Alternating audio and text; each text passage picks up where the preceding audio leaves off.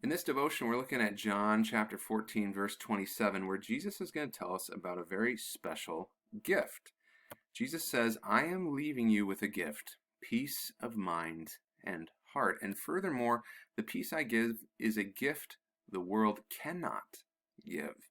And so here's my question for you. What is the gift? In other words, if you were to come up with your own definition to explain what peace of mind and heart are, the peace of mind and heart that Jesus has in mind here and is telling us about, what would be your definition? Now, one of the big caveats here is that it has to be something that is unique, that the world also cannot give you. So I think many of us would be tempted to think that peace of mind and heart refers to maybe a stillness, a general sense of happiness or contentment, those types of things. But keep in mind, the world can give you those things. Through meditative practices, you can find stillness of mind through the world. You can find happiness through the world if you play your cards right. What is it that Jesus is giving you that no one else can offer? That's an interesting thing to think about. What is the gift? Now, I'm not going to answer that question for you, but just bear in mind a couple of scenarios here, a couple of thoughts. The people that Jesus is talking to here, very shortly after this, word spreads across the Roman world, and not long after Jesus' ascension, this guy comes on along the scene in Rome. This is Nero, and as the legend goes, Nero burned down a good portion of Rome because he wanted to create some free space for a new palace that he wanted to erect. And the legend says that he danced and sang as Rome burned to the ground. Now, people were suspicious that Nero was the one that started the fire to clear room for his beautiful palace. And so in order to circumvent him taking the suspicion, he found some scapegoats, and he blamed the Christians, actually, as the ones starting the fire. And so this brought about or ushered in a great tribulation of Christians in Rome. It says that an arrest was first made of all Christians who pleaded guilty. Then, upon their information, an immense multitude was convicted. It was thought that these Christians were tortured until they pleaded guilty, and tortured even further until they gave up the names of other people that might have been associated. And so mockery of every sort was added to their deaths. These Christians were covered with the skins of beasts. They were torn by dogs and perished. They were nailed to crosses. They were doomed to flames and burnt to serve as nightly illumination when daylight had expired. Is a report that we get from Tacitus in his Annals. So think about this. Whatever your definition of peace of mind and heart is, I believe that these early Christians had it.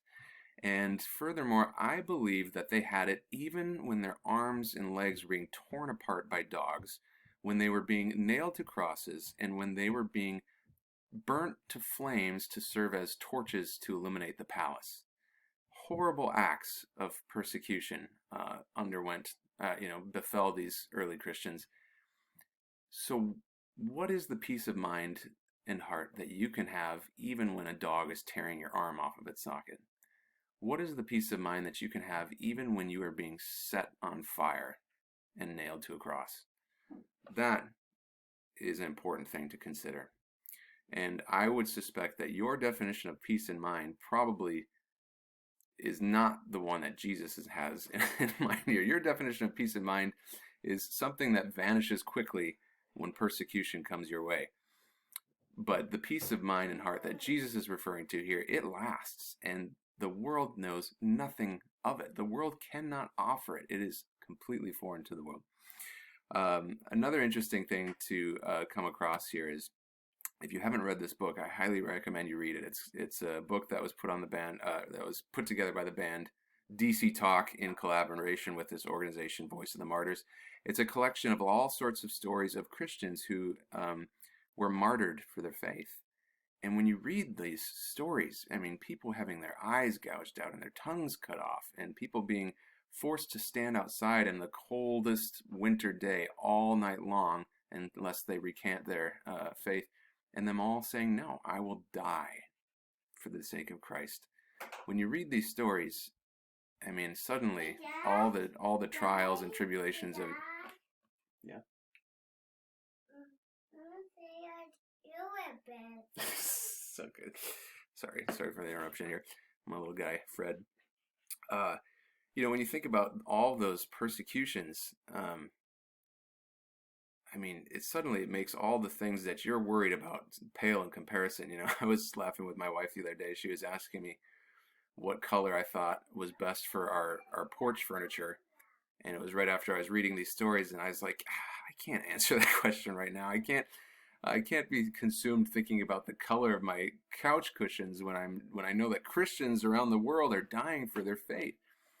But in the long and the short of it is that they have peace of heart and mind, and we should have peace of heart and mind. And that peace of heart and mind, it lasts whether you are in good times or bad. It lasts whether you are having the luxury of picking out colors for your couch cushions or having your arms torn off their sockets by wild dogs. There is a peace of mind and heart that is unique to Christians, and a unique gift that only Jesus and Jesus alone can give you. And if you don't have that gift, and you don't know what that gift is, you've never experienced that gift, my hope is that you would spend some time praying and asking for that gift, asking God to reveal to you what that means, peace in mind and heart that only He and He alone can provide.